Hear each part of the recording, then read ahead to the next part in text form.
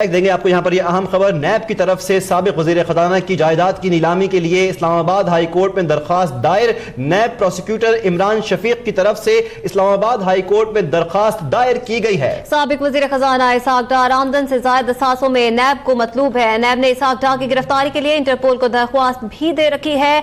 नैब की तरफ से साबिक वजीर खजाना की जायदाद की नीलामी के लिए इस्लामाबाद हाई कोर्ट में दरख्वास्त दायर कर दी गई है। नैब प्रोसिक्यूटर इमरान शफीक की तरफ से इस्लामाबाद हाई कोर्ट में दरख्वास्त दायर की गई।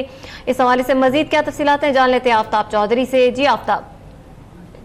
जी, नैब की तरफ से इस्लामाबाद हाई कोर्ट में साबिक वजीर खजाना सेनेटर इसहाक डार की जायदाद की नीलामी से मुतल्लिक एक दरखास्त दायर की गई है, जिसमें कहा गया है कि नैब ने अदालत के हुक्म पर सेनेटर इसहाक डार की प्रॉपर्टी पहले ही कब्जे में ली हुई है और जो प्रॉपर्टी नैब के कब्जे में है उसे नीलाम करने की इजाजत दी जाए। तो इस हवाले से आज बाज़ाब्ता तौर पर नैब के प्रोसिक्यूटर इमरान शफीक ने इस्लामाबाद हाई कोर्ट में दरखास्त दायर की है। उस दरखास्त की रोशनी में आप देखते हैं कि इस्लामाबाद हाई कोर्ट क्या ऑर्डर जारी करती है, क्योंकि साबिक वज़ीर खजाना मफरूर हैं और वो एहतसाब अदालत को मतलूब हैं, लेकिन वो बार बार एहतसाब अदालत की तरफ से उन्हें तलब किया जा रहा था, लेकिन वो अदालत में पेश नहीं हुए, जिस पर अदालत ने बैरून मुल्क से सेनेटर इसहाक डार की गिरफ्तारी के लिए इंटरपोल से रजू करने का कहा था और नैब ने इंटरपोल से रजू कर रखा है।